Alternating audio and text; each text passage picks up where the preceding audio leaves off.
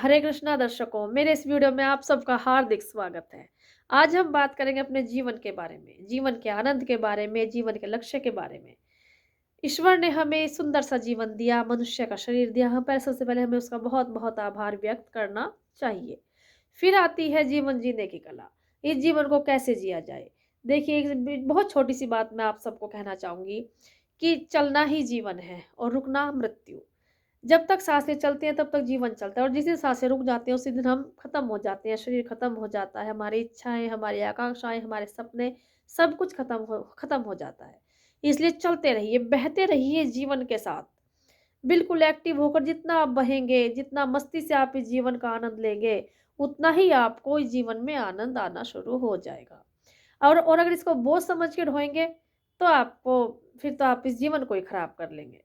याद रखिए, जिसकी मस्ती ज़िंदा है, उसकी हस्ती ज़िंदा है, वरना वो ज़बरदस्ती ज़िंदा है। इसलिए जीवन को ज़बरदस्ती ना जिएँ, बल्कि इसको आनंद में बनाकर जिएँ।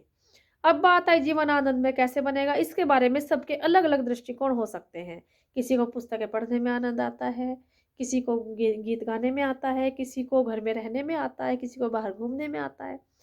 तो सबसे पहले मैं कहना चाहूँगी, हमेशा से जिस चीज़ पर मैं जोर देती आई हूँ कि हमें हमारे संस्कारों से जुड़ना चाहिए। आनंद की शुरुआत ही वहाँ से होती है जब हम अपने संस्कारों की डोरी में बंधकर कदम दर कदम आगे बढ़ते हैं। क्योंकि हम बंधे हुए होते हैं अपने संस्कारों से और संस्कारों से बंधा हुआ व्यक्ति कभी दुनिया में फिसलता नहीं है और जो फिसलता नहीं है, वो गिरता भी नहीं है और जो गिरता नहीं है उसको चोट भी नहीं लगती। और जिसे चोट नहीं लगती वही जीवन के महत्व को समझ सकता है। और एक बात मैं आपको कहना चाहूँगी, जो व्यक्ति संस्कारों में बंधा हुआ नहीं होता, वो अक्सर फिसलता है और बार-बार फिसलता है और कई बार गिरता है और अंततः वो गिरकर टूट भी जाता है। इसलिए अगर आपको टूटने से बचना है और इस जीवन को आनंदमय तरीके से जीना है, तो सबसे पहले अपने आप को अपने संस्कारों से बाँधिए। संस्कारों से जो हमारे वेदों में हैं, संस्कार जो हमारे पुराणों में हैं, संस्कार जो हमारे बुजुर्गों में हैं, संस्कार जो हमारे परिवारों में हैं। उन सब संस्कारों को सीखिए और सिखाइए, बढ़ाइए और आगे बढ़िए। एक दूसरे का हाथ थामिए और जीवन को आनंदित बनाइए। जीवन केवल मेरा या आपका नहीं, जीवन सबका है और सबका जीवन ही बहुत मूल्यवान होता है।